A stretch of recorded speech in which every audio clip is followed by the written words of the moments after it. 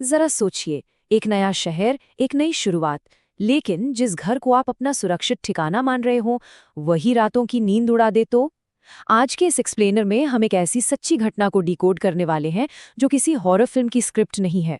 ये पुलकित और उनके परिवार की आप बीती है, और सच कहूं तो ये रोंगटे खड़े कर देने वाली है। मतलब क्या होता है जब हताशा में ढूंढा गया एक घर सीधे सीधे एक बुरे सपने का दरवाजा बन जाए। जब हम कहीं शिफ्ट होते हैं तो एक सुकून की उम्मीद होती है, खौफ की नहीं। लेकिन पुलकित के परिवार के साथ जो हुआ, वो अनजाने में एक ऐसे खौफनाक जाल में कदम रख रहे थे जिसकी उन्होंने कभी कल्पना भी नहीं की थी। कहानी शुरू होती है एक बिल्कुल अनजान शहर से। तो बैकग्राउंड कुछ ऐसा है। पुलित के पिता की जॉब ट्रांसफरेबल थी। हर 3 साल में बोरिया बिस्तर बांधना पक्का था। बचपन कोटा में निकला, फिर सिलीगुड़ी में कुछ सुकून भरे साल बीते, लेकिन फिर अचानक उड़ीसा के भुवनेश्वर शहर में ट्रांसफर हो गया। अब प्रॉब्लम यह थी कि भुवनेश्वर में उनका कोई लोकल कनेक्शन नहीं था, ना कोई रिश्तेदार, ना कोई दोस्त। वो एक अनजान दुनिया में बिल्कुल अकेले थे। और यहीं से एंट्री होती है उस अजीब से नए घर की। अब नए शहर में घर ढूंढना कोई आसान काम तो है नहीं। उन्होंने ऑनलाइन ही एक ब्रोकर के थ्रू घर फाइनल कर लिया। लेकिन ब्रोकर ने जो सपने दिखाए और वहां पहुंचकर जो असलियत दिखी, जमीन आसमान का फर्क था। ब्रोकर ने कहा था शानदार 3 BHK, लेकिन वो घर तस्वीरों से कम 5 साल पुराना और जर्जर लग रहा था।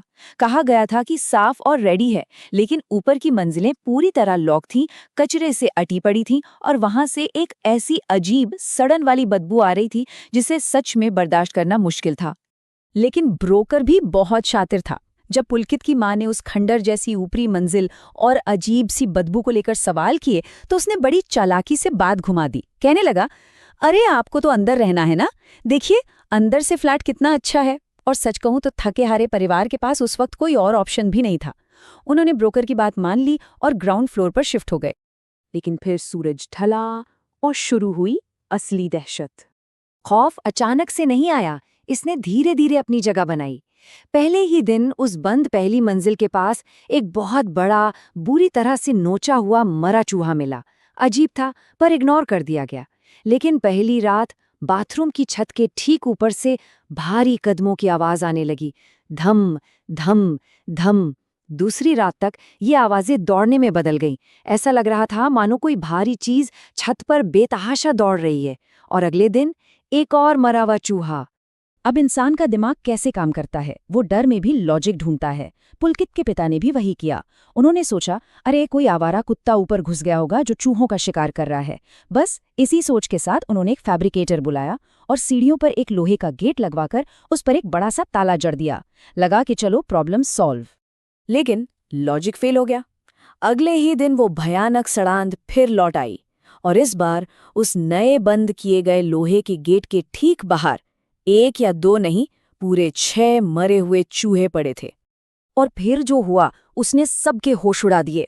पुलकित की मां गुस्से में ब्रोकर को कॉल करने के लिए उसी सीढ़ी के पास खड़ी थी। तभी उस लोहे के गेट के अंदर से जोर जोर से दरवाजा पीटने की आवाजें आने लगी।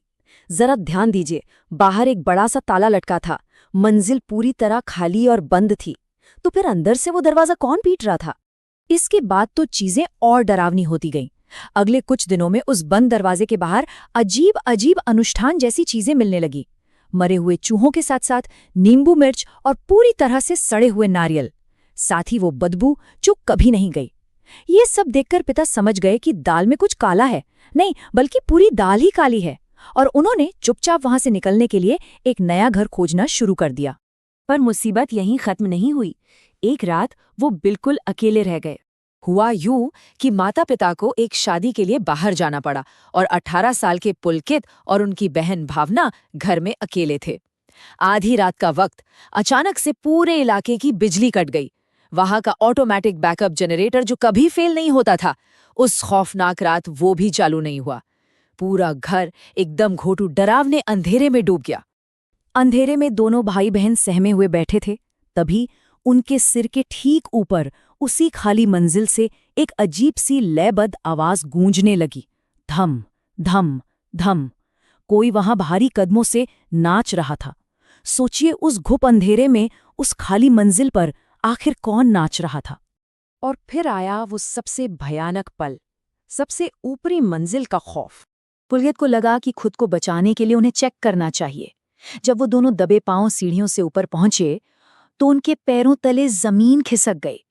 पिता ने जो भारी जंग लगा ताला बाहर से लगाया था वो वहां था ही नहीं, गायब। और वो लोहे का गेट हल्का सा खुला हुआ था। मतलब बाहर से कोई अंदर नहीं गया था, कोई अंदर से बाहर आ चुका था। उन्होंने धीरे से दरवाजा खोला और अंदर झांका। जो नज़ारा उन्होंने देखा वो किसी को भी पागल कर देने के लिए काफी था। वहां एक लड़की थी। उसने सफेद रंग का सलवार सूट पहना हुआ था और उसके कपड़ों पर लाल रंग का गुलाल, जो हम अक्सर अनुष्ठानों में इस्तेमाल करते हैं, पूरी तरह से मला हुआ था। और वो लड़की उस अंधेरे हॉलवे में पागलों की तरह विक्षिप्त होकर नाच रही थी। और फिर वो अचानक रुक गई, जैसे उसे एहसास हो गया हो कि कोई उसे देख रहा है। अगले ही पल वो झटके से अपने सिर के बल उल्टी खड़ी हो गई। जी हाँ, बिल्कुल उल्टी।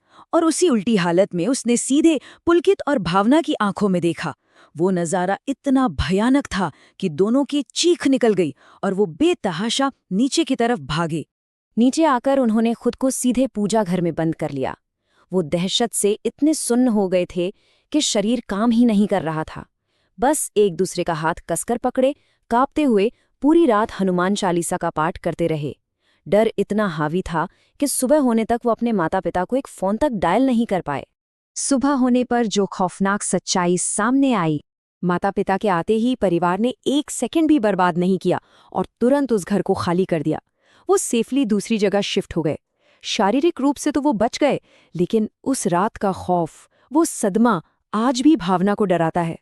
वो गहरे मनोवैज्ञानिक घाव आज भी उनके जहन में ताज़ा हैं। पुलकित ने अपनी ये आपबीती दुनिया के साथ सिर्फ इसलिए शेयर की है ताकि हम सबको एक सबक मिल सके। उनका सीधा सा मैसेज है, बिना इतिहास जाने कभी भी किसी नई जगह शिफ्ट मत होइए, भले ही आपको कुछ दिन किसी होटल में ही क्यों ना रुकना पड़े। और ये हमें सोचने पर मजबूर कर देता है कि हम जिन दीवारों के बीच खुद को महफूज मानते हैं, क्या हम वाकई उनका असली इतिहास जानते हैं? हमारे आसपास ऐसे कितने राज छुपे हैं जो शायद कभी सामने आते ही नहीं।